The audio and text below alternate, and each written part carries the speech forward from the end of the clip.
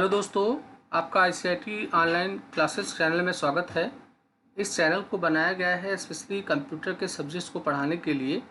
इसमें आपको office application, programming languages, web technologies, DBMS, RDBMS, accounting के सॉफ्टवेयर या और भी बहुत सारे सॉफ्टवेयर के बारे में जानकारी मिलेगा।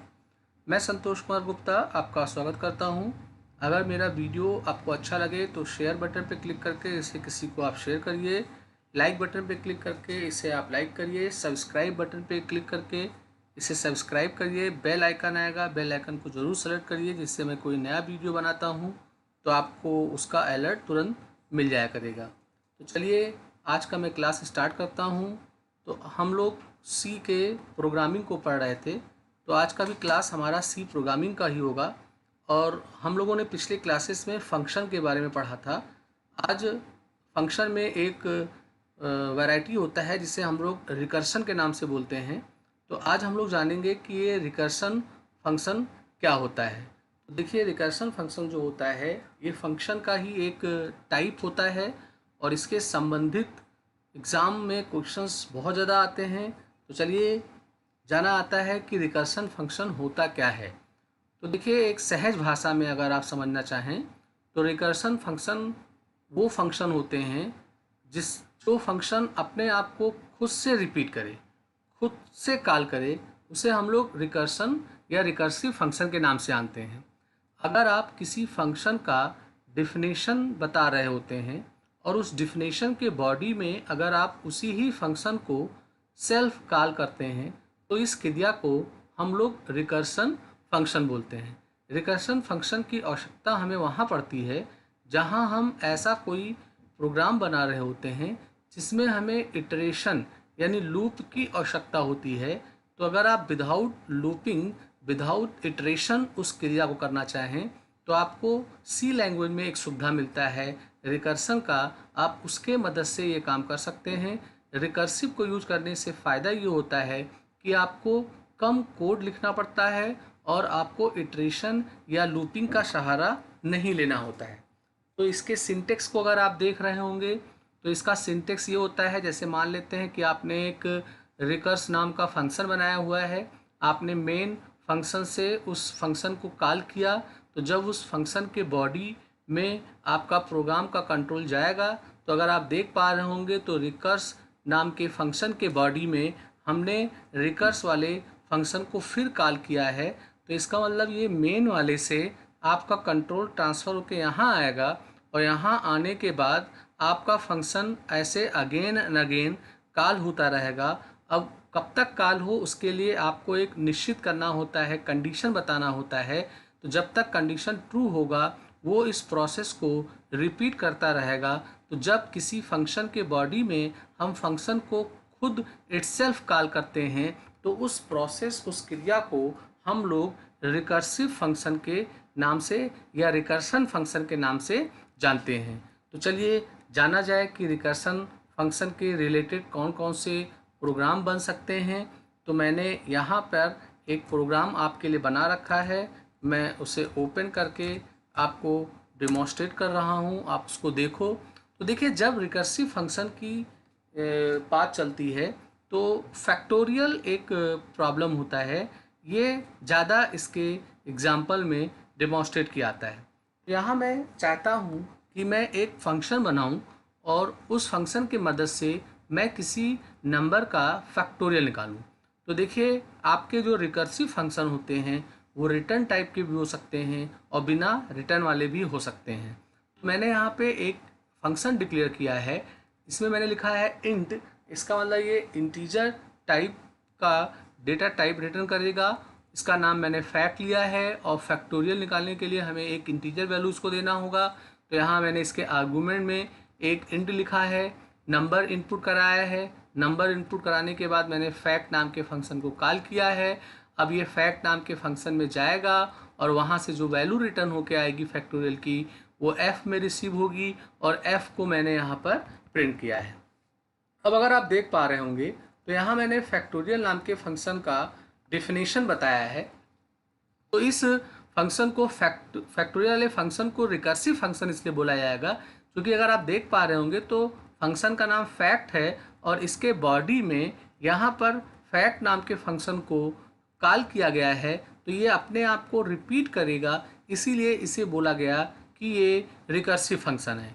तो आपको भी पता है कि जब फैक्टोरियल हम किसी भी नंबर का निकालने का काम करते हैं, तो मान लेते हैं हमें 5 का फैक्टोरियल निकालना है, तो 5 इंटू 4 इंटू 3 इंटू 2 इंटू 1 तक हम प्रोसेस करते हैं और 0 होने पे हम प्रोसेस को ब्रेक करते हैं।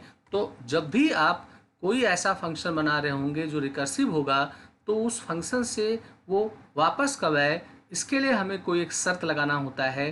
तो यहाँ मैंने लिखा है कि इफ़ अगर n की वैल्यू 0 हो जाती है तो रिटर्न 1। रिटर्न 1 का मतलब ये हुआ कि वो इस फंक्शन से वापस चला जाए, और 1 लिखने का मतलब ये हुआ कि यहाँ से एक वैल्यू लेके जाए, क्योंकि जब किसी फंक्शन से आप रिटर्न कीवर्ड का यूज करते हैं तो उसके साथ आपको एक वैल्यू रिटर्न कराना होता है। तो वैल्यू कोई भी हो सकता है, मगर नीड के हिसाब से लिखा आता है। तो यहाँ मैंने 1 लिखा है, क्यों 1 लिखा है मैं अभी बताऊँगा। अगर मैं 1 के बजाय कुछ और लिखता तो मेरा रिजल्ट गलत हुआ था, इसलिए मुझे यहाँ पे 1 लिखना ही होगा। तो ये जो इफ़ वाला हो गया पार्ट, ये हो गया कि आपका रिकर्सिव फंक्शन से बाहर वो कब निकले।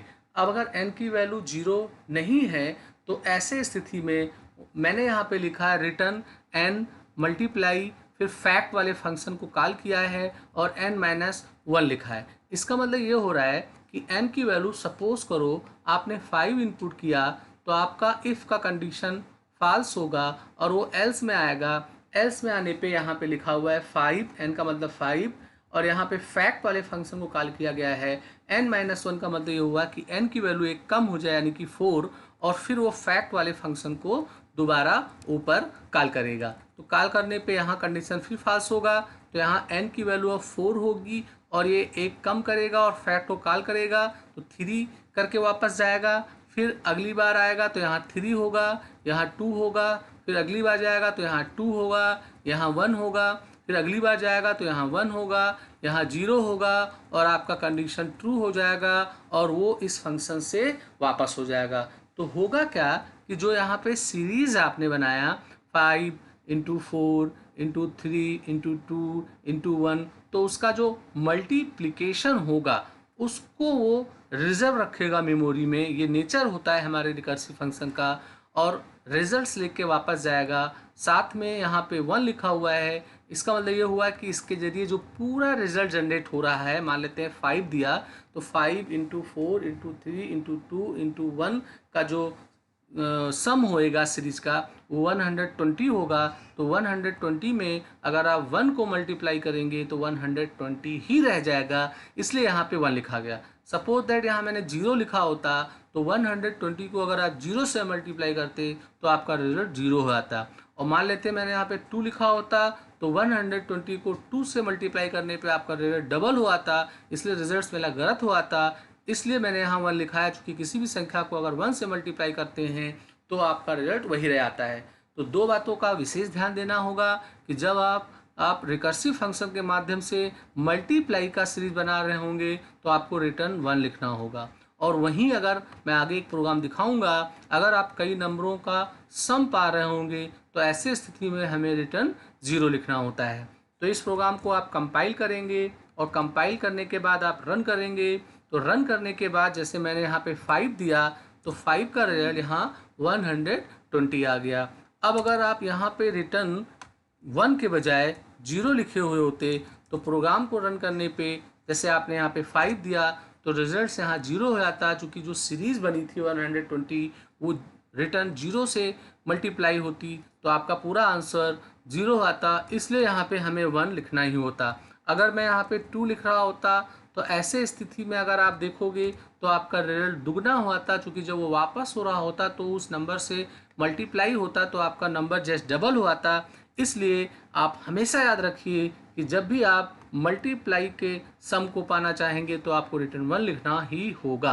तो ये एक एग्जाम्पल है। इस एग्जाम्पल में आपको मैं दर्शा रहा हूँ कि आप फैक्टोरियल के प्रोग्राम को कैसे रिकर्सिव फंक्शन के माध्यम से बनाएंगे। अब मैं यहाँ पे एक प्रोग्राम बना रहा हूँ। इस प्रोग्राम का उद्देश्य ये है कि मैं 1 से लेके n तक के नंबर का सम पाना चाहता हूँ वो भी रिकर्सन फंक्शन के माध्यम से। देखिए, जितने भी रिकर्सिव फंक्शन बनते हैं इनमें ज़रूरी होता है कि आपका प्रोसेस में रिपीटिशन हो।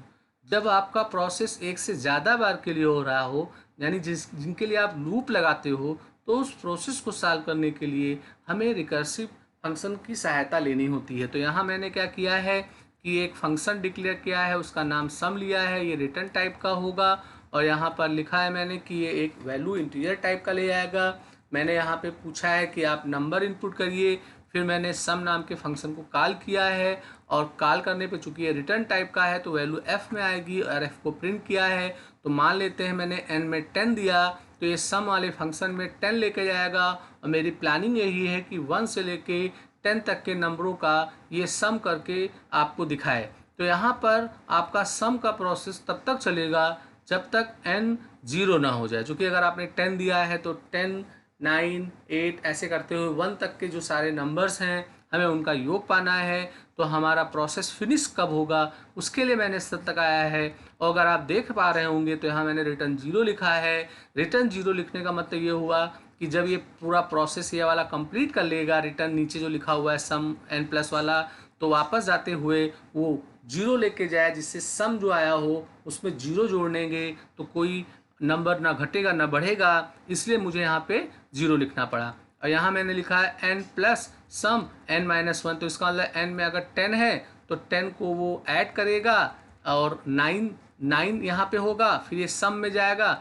एक सीरीज़ मैं बना रहा हूँ। सीरीज़ बनाने का मतलब ये हुआ कि पहले वो 10 का सीरीज़ बनेगा, फिर यहाँ से एक नंबर घट के ऊपर सम वाले में जाएगा तो नीचे आएगा, तो 9 मिलेगा, 8 मिलेगा, 7 मिलेगा। तो ऐसे 10 से लेके 1 तक एक सीरीज मिलेगा, और उसका मुझे ये प्लस यानी सम देगा। और जब n की वैल्यू हमारी 0 हो जाएगी तो वो इस फंक्शन से बाहर निकल जाए, चूँकि ये रिटर्न टाइप का है, और बाहर जब निकले तो वो वैल्यू मेरा 0 लेके जाए। चूँकि मैं कई नंबरों को जोड़ रहा हूँ इसलिए यहाँ 0 लिखना पड़ा। तो इस प्रोग्राम को अगर आप रन करते हो तो अगर आपने यहाँ पर 10 दिया तो 10 यानी 1 से लेके 10 तक के नंबरों का योग 55 होता है, तो वो आपको 55 दे देगा। तो यहाँ मैंने रिकर्सिव फंक्शन के माध्यम से 1 से लेके 10 तक के नंबरों का सम पाने का काम किया है। एक प्रोग्राम मैंने आपके लिए और बनाया हुआ है, तो इस प्रोग्राम को भी हम देख लेते हैं। इस प्रोग्राम में मैं क्या कर रहा हूँ कि मुझे सम पाना है, मगर इस सीरीज का पाना है 1/1, 1/2, 1/3, यानी मैं n की वैल्यू 1 दूंगा और मेरा सीरीज 1/1 से चलता हुआ 1/n तक जाएगा, और सारे नंबरों का मुझे वो योग देगा। तो पूरा प्रोग्राम उसी तरीके से बनना है जैसे 1 to n का बना था, बस यहाँ हमारा डिवीज़न 1 से होता रहेगा। तो मैंने सम नाम का फंक्शन लिया, नंबर को इनपुट कराया, सम नाम के फंक्शन को कॉल किया, रिटर्न वैल्यू को मैंने प्रिंट किया।